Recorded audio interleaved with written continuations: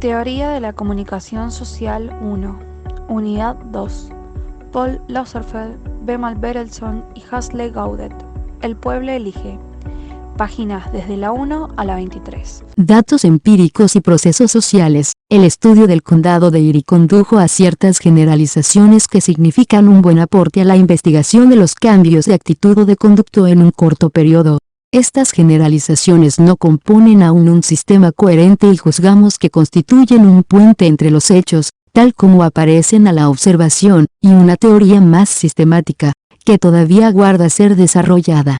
Se trata de enunciados concernientes a procesos sociales, que se clasifican como generalizaciones de primer orden en comparación con enunciados de hechos empíricos, generalizaciones estas de segundo orden en relación a las formulaciones teóricos que constituyen el objetivo de la investigación social.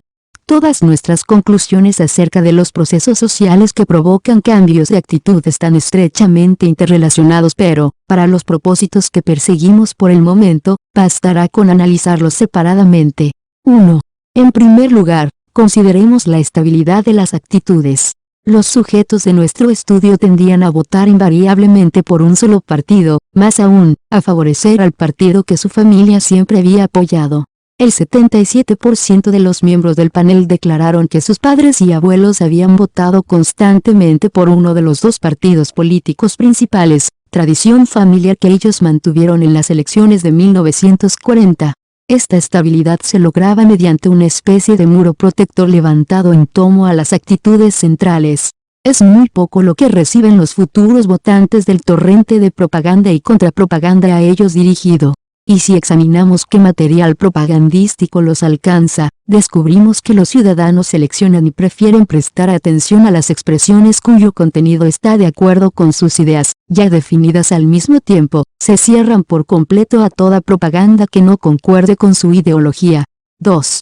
Semejante estabilidad no puede atribuirse simplemente a la obstinación o a la inercia propias de la naturaleza humana. La preservación de las actitudes básicas puede servir a distintas funciones sociales o psicológicas, entre otras, proporciona una fuente de gratificación para los individuos en sus contactos de grupo. Al mantener intactos sus actitudes, cada integrante del grupo puede evitar, o reducir a un mínimo, los conflictos y desacuerdos con los individuos de su medio social que comparten dichas actitudes. Una estabilidad de esta índole contribuye a preservar el sentimiento de seguridad personal. 3. A estas tendencias individuales se suman ciertos procesos grupales. Al mismo tiempo que el sujeto protege su seguridad aislándose de la propaganda que amenaza sus actitudes, el contacto con los integrantes de su medio actúa como refuerzo de aquellas. Por pertenecer estos al mismo grupo, comparten sus actitudes y muestran tendencias selectivas similares. Pero ello no significa que todos los miembros de un grupo atenderán exactamente a las mismas expresiones propagandísticas o que recibirán la influencia de idénticos aspectos de las experiencias en común. Cada individuo tendrá su propio acopio de información y de experiencias, aunque luego seleccione y juzgue estos elementos de acuerdo a moldes imperantes dentro de su medio. En las interacciones mutuas, cada sujeto comunica a los demás miembros de su grupo aquella parte de las informaciones y experiencias propias que esté en consonancia con las actitudes compartidas. De tal manera, dentro del grupo, todos sus integrantes se encuentran sometidos al mayor número de influencias seleccionadas, que son la suma de los aportes individuales. Los intercambios personales ahondan el grado de aislamiento de cada miembro y le proveen de argumentos adicionales que lo afianzan en su posición. Por consiguiente, la interacción produce un refuerzo, un mutuo fortalecimiento de las actitudes en común. 4. A pesar de todo, algunas veces se producen cambios. Es importante, por ende, determinar las condiciones en las que las actitudes pierden estabilidad y conocer los procesos que conducen al cambio. Uno de dichos procesos es consecuencia directa de la activación de experiencias o ideas anteriores. Todo hombre lleva en sí el germen, podríamos decir recesivo, de observaciones y vivencias semi-olvidados. Generalmente estas ideas se mantienen en estado latente por no ajustarse a las tradiciones o los intereses predominantes dentro del grupo que se integra. Sin embargo, bajo circunstancias especiales, tales como una crisis o un periodo de propaganda intensa, las ideas latentes pueden llegar a aflorar y conducir a una reestructuración de actitudes y hasta, en algunos casos, al abandono de una afiliación grupal. 5. La predisposición al cambio es más común en individuos sometidos a presiones contradictorias. En nuestra compleja sociedad, cada hombre no pertenece únicamente a un grupo sino que integra diversas e importantes agrupaciones sociales, la clase social, el grupo étnico, el religioso, las asociaciones informales. Algunos individuos se ven en conflicto por las exigencias de cada uno de los grupos a que pertenecen. Un católico cae clase alta, por ejemplo, puede encontrarse ante el disyuntivo de elegir entre el camino que le señala su credo religioso y el que le indica su posición social. Y cuando se encuentre frente a una situación concreta, tal como las elecciones, que le exige tomar una decisión definida, también ha de resolver a cuál grupo debe lealtad. Una de las principales tareas de la investigación social consiste en seguir la evolución del conflicto hasta su resolución. Con respecto a esto, pueden ser relevantes las siguientes preguntas: ¿cuáles son los grupos sociales que ejercen presiones contradictorias en cada caso? ¿Existen reglas generales que permitan pronosticar cuáles serán las exigencias sociales que se impondrán si hay conflicto? El lector comprobará que muchas de las observaciones particulares incluidas en el presente trabajo podrían contribuir a encontrar las respuestas, pero se comprende que una sola investigación no alcanza a proporcionar los elementos necesarios para formular generalizaciones científicamente aceptables acerca de materia tan compleja. No obstante, el método aplicado en el estudio del condado de Erie puede proporcionarnos los medios para hallar respuesta a este otro interrogante: ¿cuál es el comportamiento de un individuo sometido a presiones contradictorias? Nuestro estudio mostró que, en comparación con los demás ciudadanos del condado de Erie, las personas sometidas a presiones en conflicto tardaron mucho tiempo en tomar una decisión definitiva. Pero esta dilación no es la única reacción que puede presentarse. Se observa todo un ramo de reacciones, desde las de orden neurótico, tal como la incapacidad total de resolverse, hasta las soluciones intelectuales que podrían conducir a nuevos movimientos sociales. Un estudio cabal y adecuado de las situaciones conflictivas y de las reacciones que originan podría darnos respuesta a muchas de las desconcertantes cuestiones acerca de las relaciones entre las actitudes individuales y el medio social. 6. Pero cuando hablamos de individuo y medio social simplificamos demasiado el problema, ya que también el ambiente está constituido por otros individuos. ¿Cómo se van formando sus actitudes? 0. Dicho de otra manera, ¿cuáles son los mecanismos y los procesos que llevan a un grupo a adquirir actitudes comunes? Nuevamente el problema nos guía en varias direcciones. En primer lugar, se impone estudiar a los líderes de opinión. En todo grupo social existen individuos particularmente activos, bien informados y elocuentes. Son más sensibles que los otros a los intereses de su grupo y tienen más deseos de manifestar su opinión acerca de los asuntos de importancia. Resulta relativamente fácil individualizarse a estos sujetos y estudiar los rasgos que los hace destacarse dentro del grupo. Uno de los hechos descubiertos a través de nuestro estudio de los líderes de opinión es el de que estos cumplen la función de intermediarios entre los medios de comunicación de masas y los otros integrantes del grupo. Se supone en general que los individuos obtienen las informaciones directamente de los periódicos, la radiotelefonía y otros medios. Nuestros hallazgos demostraron, sin embargo, que no siempre sucede así. La mayoría de los individuos recibían buen aporte de sus informaciones y muchos de sus ideas a través del trato con los líderes de opinión de sus grupos. Dichos líderes, a su vez, mostraban una receptividad relativamente mayor que los demás a los medios de comunicación de masa. Este proceso de información en dos etapas reviste indudable importancia práctica para los estudios de la propaganda. Aduciremos, de paso, que el concepto de liderazgo de opinión no es nuevo. En numerosos estudios sobre el poder, la influencia y el liderazgo, se nos recuerda que en toda comunidad existen hombres y mujeres importantes que imponen una pauta y son seguidos por los demás. Pero nuestra investigación sugiere que este concepto tan generalizado debería ser modificado.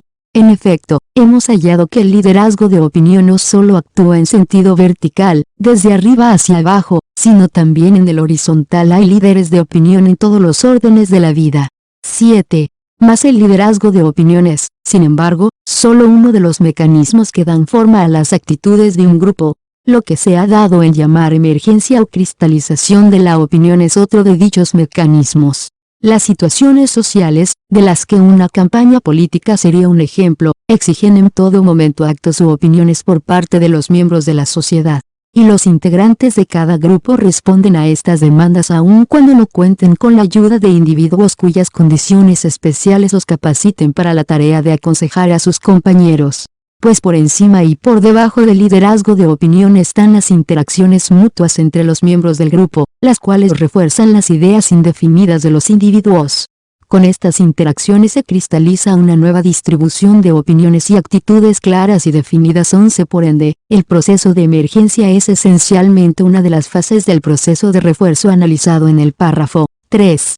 Cuando existen actitudes previas, la interacción mutua las fortalecerá. Pero cuando anteriormente el individuo solo tenía ideas vagas, las interacciones mutuas las cristalizarán en opiniones definidas. Se ha analizado el proceso de emergencia de actitudes o de actos en casos de situaciones angustiosas o como parte de los estudios tendientes a comprender el comportamiento de las muchedumbres. Iguales procesos se presentan en muchas otras circunstancias y no siempre conducen a la agitación o la violencia. Ocurren, por ejemplo, toda vez que una corriente propagandística inunda una comunidad, cuando acontecen sucesos importantes o es necesario tomar una decisión colectiva. Debido a su carácter general, es primordial estudiar cuáles son las condiciones propicias para que se produzcan estas emergencias y de qué manera se desarrollan. Es interesante hacer notar que, así visto, el proceso de la formación de las opiniones muestra puntos de similitud con ciertos procesos económicos que han concentrado la atención de los estudiosos durante años. Muchos economistas afirman que la estabilización de los precios es función de la interacción entre oferta y demanda por parte de una cantidad de individuos. Del mismo modo, podría decirse que la distribución de la opinión dentro de un grupo es consecuencia de las interacciones mutuas entre numerosos individuos. En ambos casos es imposible explicar el resultado final en base a las acciones o a las opiniones previas de cada individuo por separado. Aquel es función de interacciones que producen un fenómeno nuevo. 8. En los procesos de cambios de opinión interviene aún otro factor. Aparentemente, las opiniones pueden ordenarse en una jerarquía de estabilidad. En el curso de una campaña, las más flexibles son también las más estables, por su adaptabilidad. Cada partido político sostiene una serie de principios que trata de inculcar en los ciudadanos. Al comienzo de una campaña, son muchas las personas que, al presentárseles un cuestionario, responden con conceptos republicanos a unas preguntas y con ideas demócratas a otras.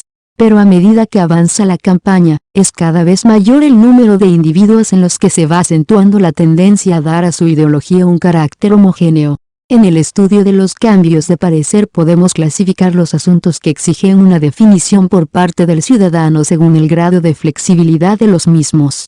La intención con respecto al voto muestra la mayor estabilidad, las actitudes relacionadas con aspectos más específicos tienden a buscar concordancia con la posición partidaria adoptado. Siguiendo la sucesión de dependencia hay, entre tales aspectos, algunos que preponderan sobre otros, de tal manera que la opinión con respecto a los primeros determina la que merecerán los segundos. Por ejemplo, en la campaña de 1940 las opiniones sobre la personalidad de los candidatos eran relativamente más estables, mientras que el parecer acerca de problemas políticos específicos, tales como el papel del gobierno en los asuntos económicos, tendía a adaptarse a la justipreciación personal de las figuras de los candidatos.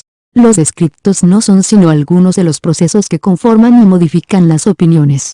A pesar de esta limitación, su conocimiento nos ayudará a encontrar respuesta a una pregunta anteriormente formulada: ¿se orientan los cambios en las actitudes en una dirección definida? ¿Involucra o no el proceso de cambio la resolución de presiones contradictorias, la influencia de los líderes de opinión o de sucesos externos, o interacciones mutuas? En todos los casos el resultado de la mutación conduce a una mayor armonía interna tanto de los individuos como de los grupos. En efecto, a medida que estos procesos moldean y modifican las opiniones, los miembros del grupo alcanzan mayor acuerdo entre sí. De esta suerte, se produce un movimiento simultáneo hacia posiciones que implican un aumento de la homogeneidad dentro del grupo y un incremento de la polarización entre los grupos, fenómenos ya descritos en párrafos anteriores. Y, correlativamente, a medida que el individuo se conforma más a su medio social, resuelve sus presiones contradictorias y cristaliza sus pensamientos vagos en opiniones definidas, desaparecen muchas de las inconsistencias que afectaban su propio caudal de actitudes. Por último, es importante reconocer que, a pesar de contribuir a refinar los resultados del presente estudio, las generalizaciones arriba expuestas tienen un carácter preliminar y de tanteo. Futuras investigaciones dedicadas al análisis de diferentes situaciones específicas conducirán, probablemente, a nuevas generalizaciones o señalarán cuáles de las aquí esbozados exigen enmienda. Por otra parte, debemos tener presente qué significa este tipo de generalizaciones dentro de un estudio específico como el nuestro. Aunque compendian las informaciones reunidas, no hacen únicamente los veces resúmenes, también pueden guiarnos en investigaciones ulteriores, ya que las ideas que encierran nos señalan desde el principio cuál es nuestra meta. Tales generalizaciones, sin embargo, adolecen siempre de un exceso de amplitud. Por ello se impone que los conceptos involucrados en ellos sean expresados mediante índices específicos, adaptados a la situación concreta. El progreso sistemático se logra por medio de nuevos estudios y la constante interrelación entre los datos y las generalizaciones. Senderos para una investigación más amplia. Hay 4 puntos fundamentales que requieren investigación y esclarecimiento más amplios. Antes que nada, desearíamos repetir el presente estudio en circunstancias políticas diferentes. Así, podríamos descubrir si los ciudadanos llegan a decidir su voto por procesos distintos cuando la lucha política gira en torno a problemas políticos importantes. En las últimas campañas presidenciales, tales como las estudiadas en 1940 y 1944, los dos partidos principales estuvieron de acuerdo en casi todas las cuestiones capitales. A raíz de ello, las tradiciones políticas y las organizaciones proselitistas de los partidos resultaron poderosos factores en la determinación del voto. Pero actualmente se va ahondando la separación entre republicanos y demócratas por cuanto se observa cada vez más disidencias acerca de problemas fundamentales, tal como la legislación del trabajo. Las campañas presidenciales del futuro brindarán, pues, la oportunidad de estudiar cómo se cristalizan las actitudes con respecto a determinadas cuestiones, y qué relación existe entre dichas actitudes y las tradiciones políticas e influencias de grupo. Podríamos obtener informaciones de esta índole mediante estudios similares al nuestro acerca del desarrollo de las elecciones en una localidad. Sabemos que, en los procesos políticos locales, la atención se concentra corrientemente en los problemas propios del lugar y que, muchas veces, se unen temporariamente diferentes grupos de interés dejando de lado las líneas partidarios. En tal situación, disminuye la actividad de los partidos. Antes de definir su voto, cada ciudadano debe formarse una opinión acerca de las cuestiones públicas en juego y de la política sustentada por cada partido. Por consiguiente, es campo fértil para toda clase de influencias. Así, podría suceder que los procesos que lo conducen a una definición política sean diferentes de aquellos que operan en las campañas presidenciales. En segundo lugar, sería preciso conocer mejor la personalidad y el ambiente social de los individuos que modifican sus actitudes. Esto exigiría detallados estudios de casos, tanto de mutantes como de constantes. En el estudio del condado de Erie realizamos entrevistas especiales a los mutantes, pero nuestros limitados fondos no nos permitieron profundizar como habríamos deseado o necesitado. El tercer problema concierne a la relación que liga las influencias descubiertos en el análisis del panel con la corriente total de influencias y decisiones existente en la comunidad. En muchos casos, los resultados de un panel solo pueden comprenderse si se tiene en cuenta el background total de la comunidad. Una de las limitaciones del presente trabajo, por ejemplo, se debió a la imposibilidad de estudiar más detalladamente a la comunidad en general. Hacia el final de la serie de entrevistas vislumbramos, a través de las declaraciones de los encuestados, cuán decisiva era la influencia de la organización sección republicana local en la formación de las opiniones. Pero, en aquellos momentos, ya no era factible un análisis adecuado de la situación política del lugar. Otro inconveniente fue la imposibilidad de estudiar más concienzudamente a los líderes de opinión. Siempre que los sujetos de la muestra declararon haber recibido información o consejo de otras personas, registrábamos el hecho a fin de determinar la acción total de las influencias personales. Pero, por lo demás, no se intentó entrevistar directamente a los líderes de opinión. En una investigación posterior, cuyos resultados se publicarán pronto, se enmendó esta omisión. Dicha encuesta también se centró en un panel, seleccionado esta vez entre los integrantes de una comunidad de Illinois. El nuevo estudio otorgó particular importancia a los líderes de opinión, Cuando un miembro de la muestra mencionaba a una persona como elemento de influencia, se visitaba a este individuo y se le presentaba un cuestionario especial con el propósito de descubrir cuáles eran sus fuentes de información y de ideas. De tal manera, pudimos obtener un cuadro más claro de la corriente de influencia existente dentro de aquella comunidad. No solo la apreciamos a través de los ojos de los sujetos del panel, sino que también pudimos seguirle a lo largo de una serie de encadenamientos verticales y horizontales. El cuarto problema que necesitamos resolver es de naturaleza metodológica. Aún no se han explorado totalmente los valores y las limitaciones de los métodos de panel. ¿Durante cuánto tiempo puede mantenerse un panel? ¿Qué temas puede abordar la realización de interrogatorios sucesivos sin peligro? ¿Cuáles son los asuntos que, tratados repetidamente, influyen de tal manera sobre el encuestado que sus declaraciones en posteriores entrevistas ya no reflejan sus ideas originales? Lograríamos una visión más exacta de los hechos si, en el estudio de los resultados obtenidos con la técnica de panel, utilizáramos los complicados métodos matemáticos del análisis serie-tiempo. ¿Cuál es la relación entre los estudios experimentales de laboratorio sobre la formación de las actitudes y los estudios de campo, en los que se aplica la técnica de entrevistas repetitivas? Afortunadamente, se nos presenta la oportunidad de dilucidar algunos de estos problemas.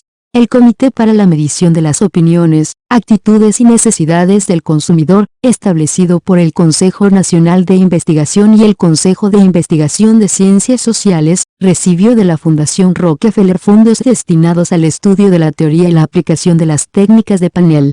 Desde las fases preliminares del estudio del condado de Erie, se hizo evidente que el empleo de la técnica de entrevistas repetidas no se limitaba en modo alguno al campo de la propaganda política. Se trató de un método general, aplicable en cualquier estudio que trate sobre la formación de actitudes a través de un periodo de tiempo. Por ejemplo, si deseamos corregir actitudes étnicas o modificar las exigencias del consumidor, o bien aumentar la comprensión entre las naciones, debemos hacer algo más que describir las actitudes. Es menester estudiar, además, cómo se forman y de qué manera se puede influir sobre ellas. Todos estos son problemas que entran en el terreno de la investigación social dinámica de la que el presente estudio constituye un ejemplo.